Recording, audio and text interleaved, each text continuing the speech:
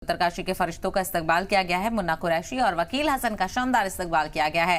Rescue operation के बाद घर लौटे हैं दोनों। दिल्ली के खजूरी इलाके के रहने वाले हैं। दोनों के इस्तकबाल में लोगों का हुजूम उमड़ा है। फूल माला पहनाकर इस्तकबाल किया गया है। दोनों ने मजदूरों के रेस्क्यू में अहम रोल अदा किया है। रेड माइनर्स हैं मुन्ना कुरैशी और वकील हसन। तो रेड माइनर्स की टीम जिन्होंने अहम किरदार मजदूरों की जिंदगी बचाने के लिए किया है। तो आपको याद कराते चले, उत्तरकाशी में फंसे हुए 41 मजदूरों को बाहिफाजत बाहर निकाल लिया गया है। और जो दिल्ली से रेड माइनर्स की टीम पहुंची थी, जिसको वकील हसन लीड कर रहे थे, उन लोगों का यहां पर शानदार इस्तकबाल किया गया है। 5 से 6 लोग हैं जो कि दिल्ली के खजूरी इलाके के रहने वाले हैं। वो रेड माइनर्स की टीम के में मेंबर्स थे और ये लोग वही हैं जिन्होंने आखिरी खुदाई टनल की थी, जो कि रास्ता बनाया गया था पाइप डालकर। उसमें जो आखिरी खुदाई थी वो इन लोगों ने की थी। तो इनका शानदार इस्तकबाल किया गया। सीधे लिए चलते हैं खजूरी इलाका। वहां से हमारे नुमाइंदे मुबशिर हमारे साथ जुड़ रहे हैं। मुबशिर, खूबसूरती की तस्वीर और मोहब्बत की अलामत यहां से नजर आ रही है। शानदार इस्तकबाल किया गया है। किस तरह का जोश देखने को मिल रहा है? बिल्कुल शहबा, मैं सबसे पहले आपको तस्वीरें दिखा दूं। जोश में किसी तरह की कमी नहीं, क्योंकि पूरा इलाका जो खजूरी का है वो इस वक्त पूरी तरीके से जश्न के माहौल में है। आप देखेंगे यहाँ पर इस पूरी गली में सिर्फ भीड़ ही भीड़ है। तो ये कह सकते हैं कि जो खुशी है, जो कह सकते हैं ना कि आपको एक मौका मिला और मौका जो है आपने उस मौके का पूरा फायदा उठाया। और आज सिर्फ दिल्ली ही नहीं, पूरी दुनिया में उन 6 लोगों का नाम हो रहा है जो खजूरी से है, खासकर दिल्ली से है। अब मैं आपको तस्वीरें दिखाता हूँ। सबसे मेन आदमी जो है वकील हसन, वो मौजूद हैं। मुन्ना कुरैशी हैं, राजू हैं, फिरोज हैं, राशिद हैं। ये सभी लोग जो टनल में फंसे थे, 41 लोग, जिनका पहली बार जब इन्होंने उनका चेहरा देखा तो दोनों की जो उम्मीदें थी, कहीं ना कहीं वो नामुमकिन काम को मुमकिन बनाने के लिए जब ये लोग पहुंचे थे, किस तरीके का माहौल और किस तरीके के जज्बात थे वो मैं जानने की कोशिश करूंगा। फिलहाल इन तस्वीरों में आप देख सकते हैं कि सबको फूल माला पहनाकर बहुत भव्य स्वागत किया। आज सुबह ये लोग पहुंचे हैं। मैं वकील साहब से एक बार बात करेंगे, क्योंकि मेन करता धरता सारे ऑर्गेनाइजर यही थे। वकील साहब, आप पूरी टीम लेकर गए यहाँ से, किस तरीके का चैलेंज था और जब आप वहां पहुंचे तो सबसे पहले आपने क्या देखा वहां पर जब बात आपकी हुई हो? सर जब हम लोग यहाँ हमें बताया गया, सर जब हम लोग यहाँ से निकले तो हमें बताया गया 41 लोगों की जान दांव पे है सर। वो टनल में फंसे हुए और उन्हें निकालना है। इस बात को हमारे जो देहरादून में ब्रिज एंड रूफ्स के अधिकारी हैं अशोक सोलंकी, उन्होंने बोला हसन ये काम आप ही कर सकते हो और आपको इसको डन करना है। तो सर ये हमारे लिए बहुत ही बड़ा टास्क, मेरे लाइफ का और मेरे लड़के जो है उनकी लाइफ का बहुत बड़ा टास्क था।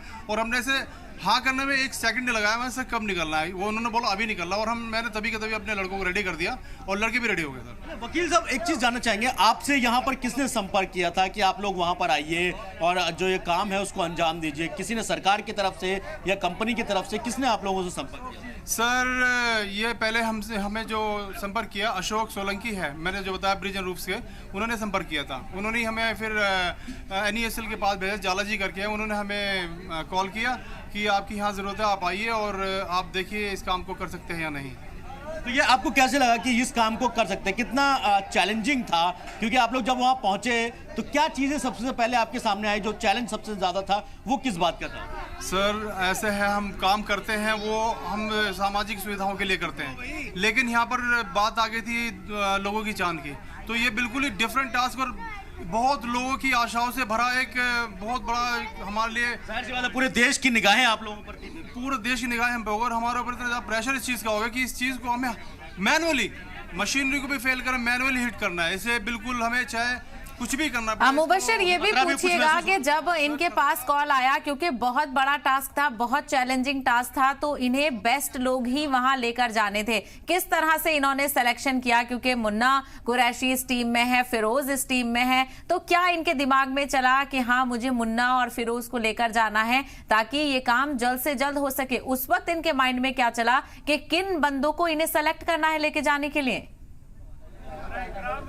बिल्कुल, एक बार वकील से ही बात कर लेते हैं। वकील हसन साहब, आपके पास जब कॉल आया, आपने फाइनल किया कि आप लोगों को वहां जाना है, तो सिलेक्शन ऑफ योर टीम होता है कि आपको किसको लेकर जाना है, कैसे लेकर जाना है, किन किन लोगों को लेकर जाना है जो एक्सपर्ट हो, उन सब चीजों में क्या? सर ये मैंने सोच लिया था, इस काम में हम बिल्कुल भी हेल्पर टाइप का कोई भी इंसान को हम एक्सेप्ट नहीं कर सकते। इसमें बिल्कुल परफेक्ट एंड एक्सपर्ट आदमी को ही लेके हमें चलना है। तो सर जो भी मेरे साथ लड़के थे वो बिल्कुल एक्सपर्ट काम में, बिल्कुल काम जो एक्सपर्ट थे वो उसको ही मैंने चुना। जो दिल्ली से लिए मैंने 5 लड़के और 6 लड़के मैंने बुलंदशहर से लिए जी, और फिर एक लड़का बाद में भी शामिल हुआ जो बिल्कुल एक्सपर्ट थे इस काम के, उनको ही लेके मैं हो गया। पहले भी इन लोगों ने ये काम किया है? बिल्कुल सर, मैं इसी वजह से पहले देखा हुआ उनका काम था और मुझे पता था ये लोग इसको कर लेंगे, वरना कहीं ना कहीं आपको उम्मीद थी कि ये लोग ये काम कर लेंगे तभी उनको लेकर गए। जी बिल्कुल। मुझे शहबा, ये जब टीम वर्क होता है तो अपनी टीम पर भरोसा सबसे अहम होता है। मैं मुन्ना कुरैशी से भी एक बार बात करने की कोशिश करूंगा, राशिद भी है यहाँ पर, फिरोज भी हैं, उनसे भी एक बार जानने की कोशिश करें क्योंकि जिस तरीके से वहाँ काम किया गया उनसे वो सबसे बड़ी अहम चीज़ थी। मुन्ना, आप जब अंदर पहुंचे, जब उन मजदूरों के सामने आप आए तो सबसे पहला रिएक्शन क्या था उन मजदूरों का और आपका? आप लोगों को क्या लगा? मैंने उन्हें देखा, खुश हो गया, मुझे बहुत खुशी हुई। मैंने ये सोचा मेरा मिशन पूरा हो गया उन्हें देखते ही खन, और मैं उनके पास गया और वो बहुत खुश थे और उनसे ज़्यादा मैं भी खुश था। और जब उन्होंने मुझे गले से लगाया अपने सीने से और मेरे को चॉकलेट दी और मेरे से कहने लगे, मुन्ना भाई हम बहुत खुश हैं, बताओ क्या मांगना चाहते हो, या मेरी जान चाहिए या दौलत चाहिए या भगवान का ओहदा चाहिए? मैंने प्यार चाहिए और तुम चाहिए, साथ चलो मेरे। वो लोग किस कंडीशन में थे जब आप लोग अंदर पहुंचे? तंदुरुस्त थे, अच्छे थे, बहुत बढ़िया थे।